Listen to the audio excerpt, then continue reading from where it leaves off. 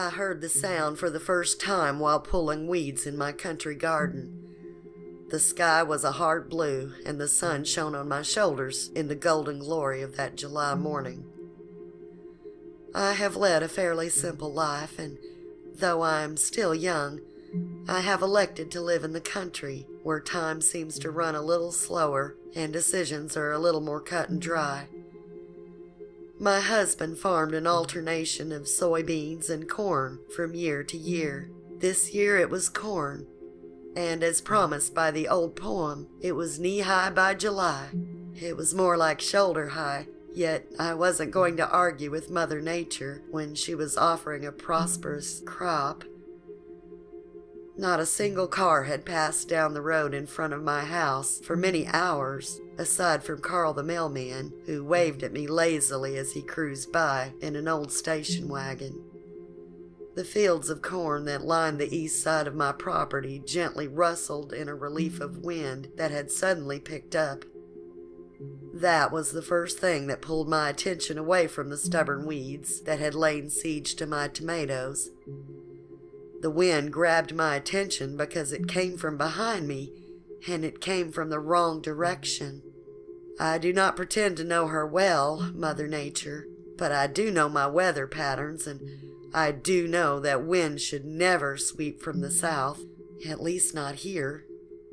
I held my floppy hat to my head and stood facing the cooling breeze. There was something wrong with this breeze, because as it began to die down, goose flesh grew on my arms and legs, and a vibrant sensation resonated from my belly.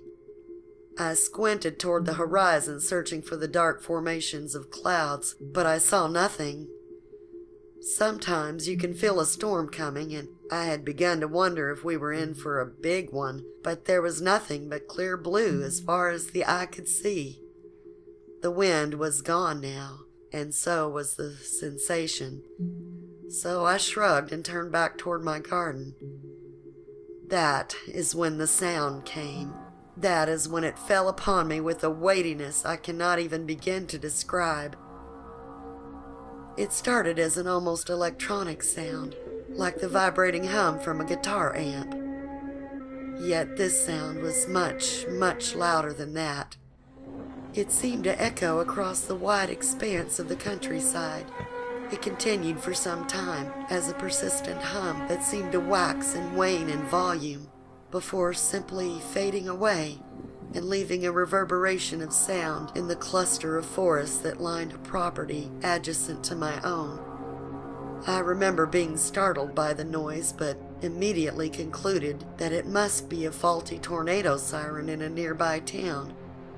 It is not uncommon to hear the haunting call of tornado sirens in nearby towns, even on sunny days, as they were often tested regularly. Fire Lake, the nearest town to my home, was no exception to this, as they tested their siren at 12 p.m. sharp every Friday. The only problem was that it wasn't Friday, and it definitely wasn't noon. I pulled my gardening mitt back and glanced at my watch. Mickey's white-gloved hands told me that it was only 9:17 a.m. I then looked toward the town, which was nestled at the base of a rolling hill opposite my farm. The rusty old water tower loomed above, standing guard over modest homes and tidy streets. I was squinting at the tower where the sirens were mounted when a trumpeting blast slammed down on me from the heavens like a hammer. I shrieked and ran to a nearby pear tree, seeking safety in its cool shade. I was genuinely astonished by my own fear as I attempted to gaze up at the sky, seeing nothing. It seemed to move through the valley like a shock wave and continued to pulse in roaring, almost musical blasts. The sound cycled, increased and decreased in volume and severity. The edges of the sound also had a distinct rocket ignition roar to it, pulsing like an idling Harley. I pressed my hands to my ears and knelt. I was afraid to leave the shade of the tree, for whatever was up there might see me. It was a ridiculous thought, but it came to me nonetheless. So I crouched and tried to remain hidden while the sound went on for nearly 5 minutes. Mickey sneered at me as I tracked the time. Then, as suddenly as it had come, it stopped. I let out my breath in a heaving sigh. My tense body relaxed a little, and I realized that I was bracing myself for something, even though I wasn't sure what. Trembling, I reached for my phone, which was nestled in my pocket. I dialed Sheriff Owens' office, and the phone was picked up on the first ring. Sheriff's office, how may I direct your call? It was the gravelly voice of Sheriff Owen himself. Sheriff, it's Ellie Foster. I know that this is gonna sound silly, but... You heard a strange noise in the sky just now and you were wondering what it was. I was relieved that I wasn't the only one who had heard it. Ellie, let me tell you something right now. I haven't the foggiest idea what that was, but I assure you that I'm going to find out, and pretty quick, too. Phone's been ringing off the hook, and I just don't know what to say to people. I smiled into the phone. Sheriff Owen's honesty was almost as renowned as his tenacity. Thank you, Sheriff. I just thought you should know. Oh, and Ellie, because I know that you have a sensible mind, I don't want you to get all swept up in the gossip around this thing. Whatever it wasn't supernatural, Ellie. It has the stench of men written all over it. Thanks, Sheriff. Mm-hmm. He grunted a reply and ended the call. I felt even more timid than I did before the call. The sheriff's final words lingered, not because of what he said, but because of how he said it. Almost as if he were trying to convince himself that it was true. Madeline Jenkins was the first person in town to break the silence about the sound.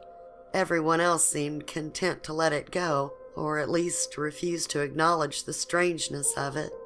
Everyone, that is, except for the famously outspoken Maddie. I was in line at the bank when her willowy granddaughter Molly pushed her in on her wheelchair. Molly was the town's blushing blonde beauty, so everyone tended to notice when she entered a room. She chose a line parallel to mine so that they were standing next to me. I smiled at both of them as we waited. Maddie smiled back and leaned forward in her chair, gazing up at me earnestly. I'd make sure I was right with Jesus if I was you, Mrs. Foster. For we have just witnessed the 7th trumpet as prophesied in the good book. Oh, geez, Grandma, come on, Molly muttered, rolling her eyes deeply. For a grandmother of such a ripe old age, Maddie turned in her seat as quick as lightning. Don't you take the Lord's name in vain, Molly Ray. Her bony finger pointed in Molly's astonished face. Molly then sighed deeply and looked at me, mouthing the words, I'm sorry. I smiled and shook my head, gazing back down at Maddie. Thanks, Maddie, I'll do that, was all that I said, trying to look forward and not give the old woman any more attention, but she grabbed my wrist and pulled me close. God is gonna cut us down, Ellie. We need to be ready. That's enough, Grandma. Molly said, turning the wheelchair around and walking toward the exit. I think we need to come back later, she said with a slight tone of embarrassment. And the 7th angel sounded the trumpet, and there were great voices in the heavens, saying, The kingdoms of this world are reduced unto our Lord and to his Christ, and he shall reign forever and... Maddie shouted, but she was cut off as the front door of the bank swung shut behind Molly. I watched as Maddie seemed to be smiling back at me through the window. Her smile widened as she dragged her bony finger across her neck. The room had fallen still and silent and seemed to carry a weight that I have never before felt in such a crowded place. The tellers behind their bulletproof glass stood motionless, eyes fixed on the window where Maddie and Molly had just passed. A man clearing his throat seemed to break the spell, and everyone erupted in hushed conversation. It took someone gently tapping me on the shoulder to move forward in line before I peeled my eyes away from that window. I had finally forgotten about the strangeness of the day as I sat down to dinner with my husband. Yet, to my dismay, he promptly brought it up as soon as we started eating. "It's not the seventh trumpet or the horseman or whatever, Nick," I said, setting my fork down and folding my arms. "Do you honestly think that horses are going to fly across the sky? That the sounds we heard were giant trumpets ringing in our demise?" He shrugged, looking down at his plate and cutting into another piece of beef. Why not? He muttered the question under his breath. "What do you mean, why not?" I asked incredulously. Well, have you ever tried to describe something you've never seen before with limited vocabulary? You know, what if the horsemen were something else? Good old John the Apostle didn't have the right words to describe what he actually saw. The way I see it, he was describing something indescribable. Images, words that he was familiar with. I guess I understand what you're saying, but it doesn't make it real," I said, stabbing a piece of roasted potato with my fork. "And the seventh angel sounded the trumpet, and there were great voices in the heaven, saying, The kingdoms of this world are reduced unto our Lord, and to his Christ, and he shall reign forever and ever." At my husband's words, I went cold. "What did you just say?" I whispered as the image of Ellie Jenkins dragging her arthritic finger across her neck suddenly came to me. Nick tilted his head back and laughed. Come on, Elle, it's from the Bible. Besides, I'm just messing with you. "I hope you know that none of that stuff is real, Nick," I said as I studied him carefully. Nick pointed his fork at me. You know, I'm starting to understand why my mom doesn't like you very much. His face was serious at first, but it then melted away into a smile and a laugh. I threw a roll at him and we both laughed. This is when the sound came again. This time it rumbled through our house, rattling the dishes on the table and the glass around the light above us. We stared at each other wide-eyed. I opened my mouth to say something, but he held up a hand. No, don't. That's not the same sound. That sounds like a tornado! We both shouted in unison as we pulled ourselves up from the table and ran to the front door. I didn't hear the goddamn siren, Nick said as he opened the door, but was immediately drowned out by the sound. I stopped just short of the porch stairs while Nick walked out a little further, then turned toward the house, gazing up at the sky in bewilderment. Nick was right. It wasn't the same sound, but it did have an air of familiarity. It sounded like an industrial factory churning out some kind of widget, or a passing freight train with a brassy brang, brang, brang, brang rhythm. This cacophony from the sky was periodically interrupted by a screeching that gave way to a deeper howling roar, as if something unimaginably large was coming to a halt.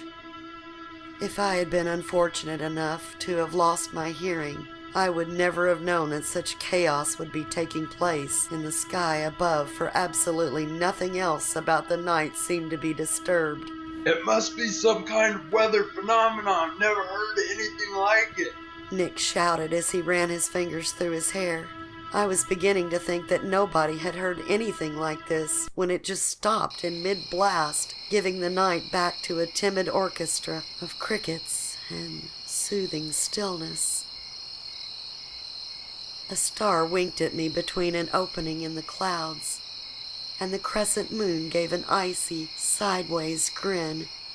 We walked back to the house in silence, stealing glances at the sky as we moved. You know what the weirdest part about this shit is? He said, turning just before he opened our front door. I sighed deeply, no longer feeling the energy to care. What? None of the animals seem to be disturbed by the noise at all. Horses just keep grazing away like nothing happened. You don't hear any dogs bellowing in the night, just crickets. It's almost as if they can't hear it, you know? I rubbed my eyes, feeling exhaustion creep into my bones. I don't know, Nick, but whatever it is, we can hear it, and maybe that's all that matters. I didn't really want to think about what that meant. It had already been a long day, and I was ready to fall into the blissful nothingness of sleep.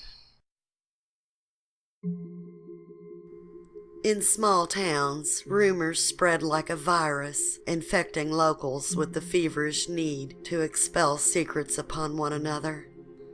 I first heard about Ellie Jenkins' suicide as I waited in line at the grocery store the morning after the celestial freight train roared above our home. I was hugging a small batch of staple foods for my pantry while waiting in the back of a line of at least 20 people. The store was a complete madhouse, with people crushing through the doors and sweeping cans from shelves. John Ellington, the store's owner, looked positively flustered as he helped ring goods through the express checkout in front of me. Ellington's was understaffed today, and with the current levels of madness, I had begun to assume that John's staff were quitting on him left and right.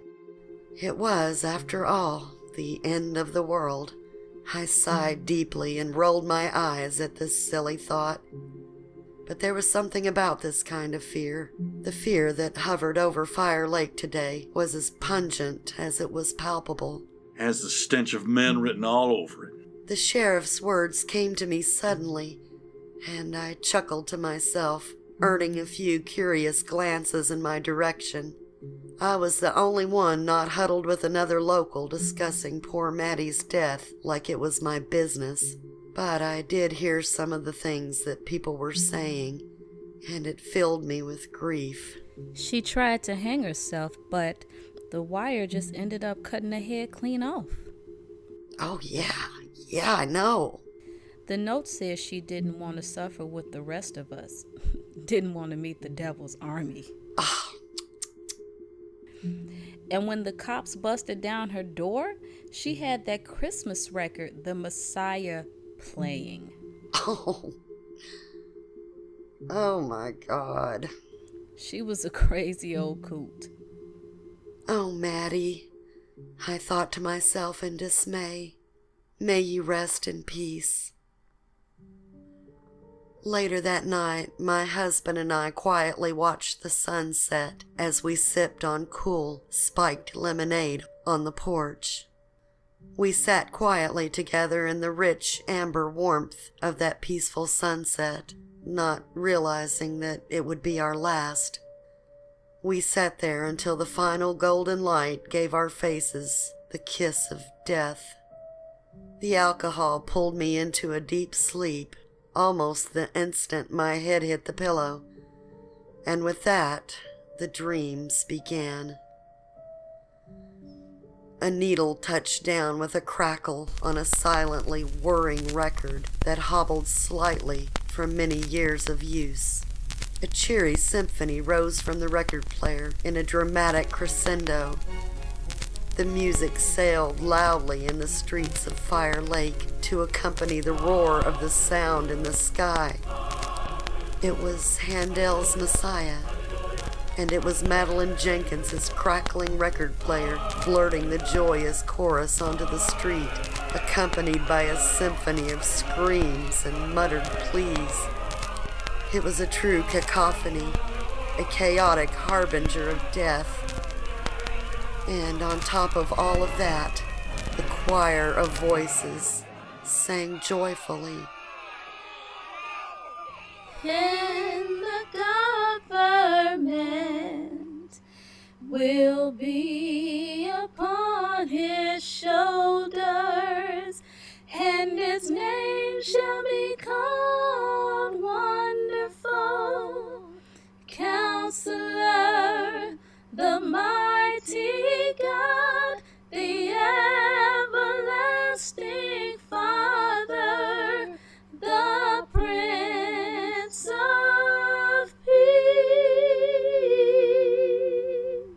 was standing in the middle of Fire Lake's main street now. The buildings on either side were ablaze, and waves of heat washed over me. I watched as Ellie Jenkins stumbled out onto the street about 20 yards from where I stood. I was still vaguely aware that I was dreaming, but something about this didn't seem like a creation of my own mind. I studied her in muted terror as blood trickled from her eyes like tears of mourning. She smiled at me, and I noticed that her teeth were coated in blood. I also noticed that she was holding a machete. Hi, Ellie. She said in a delighted voice. What a time to be alive, huh?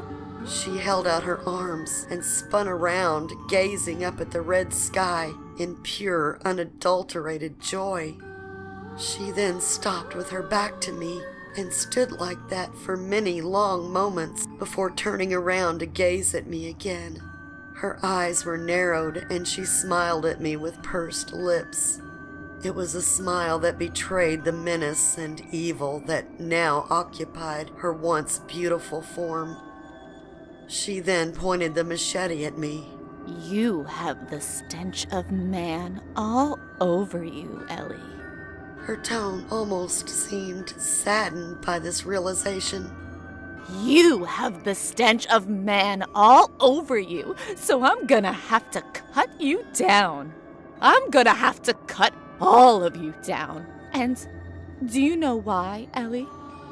Because it's my turn to torture and maim all of you meatbag fucks for what you have done to me.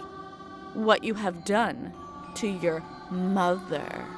When the word mother came from her mouth, it opened unnaturally wide, and I could see an almost tangible blackness within her, a deep and hellish void of despair. Mother, I echoed in confusion as she charged at me with sinister glee, her blade raised and ready to take me for the harvest. Right before she brought the blade down upon my head, I awoke to Nick's voice and urgent shaking of my shoulders. The images of red flame reflected in Molly's laughingly gleeful eyes faded slowly from my mind as I came to.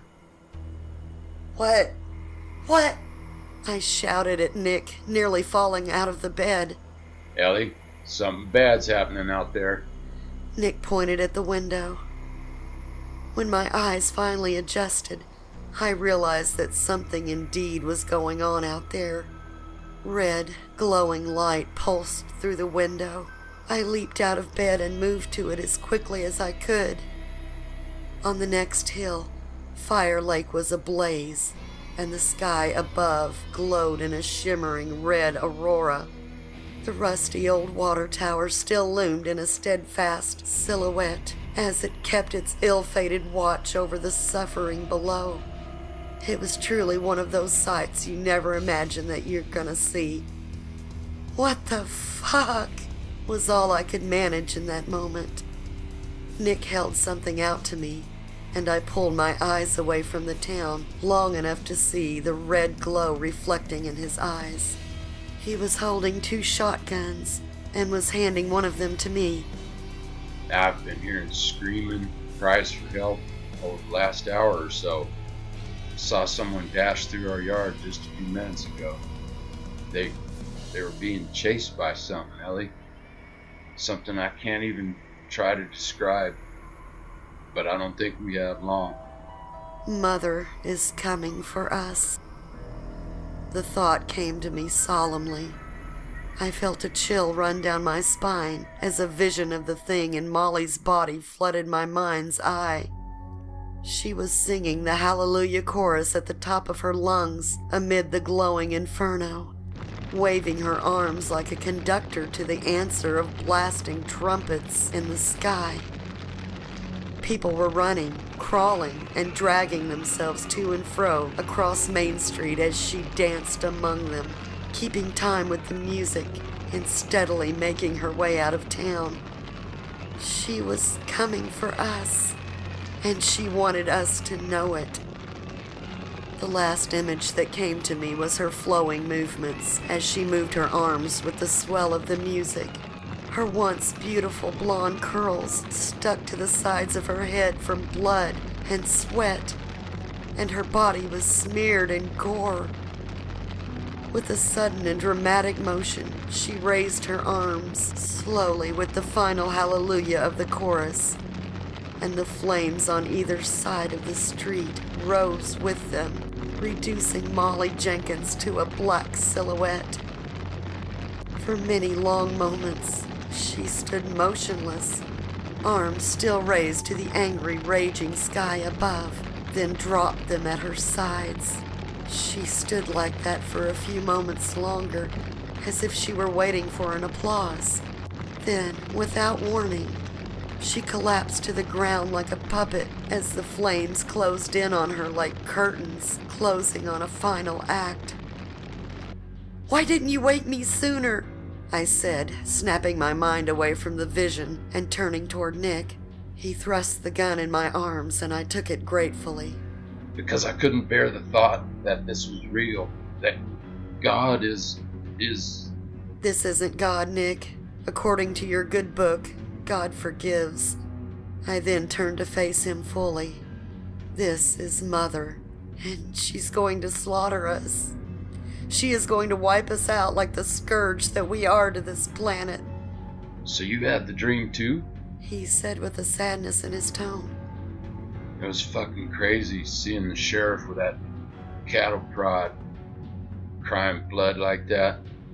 I hope people are okay down there in the town. I tilted my head as the sound of a muffled scream from somewhere out there amid the chaos came to my ears. They aren't okay, Nick. You and I both know that, I said as we both made our way downstairs, knowing what we had to do. This brings us to the present. It isn't God who has come for us, but something is cutting us down after all, Maddie dearest, I muse as I recall the events of the last few days. If God is out there somewhere, perhaps he will come and save us from ourselves, or perhaps we will be left to reap what we have been sowing for a long, long time. My husband and I are sitting together on our porch with the light on, guns readied in our tense laps. We won't go without a fight. We won't fall into the madness that devoured the town. The sound continues to rip through the sky, but more softly now as the burning glow on the horizon increases and the shimmering red aurora pulses above. A row of shadowy figures has just come out of our cornfield toward our house. I would describe them to you, but I think that you must already know what they look like. Has the stench of men written all over it. The sheriff's voice rang in my head. Stench of man. Sorry, Sheriff, I thought. You couldn't be more right. My husband looked at me and nodded. I returned the gesture as we both rose, leveling our guns. Well, we're taking something with us tonight, Ellie. You ready, darling? To which I replied, more than you will ever know, babe.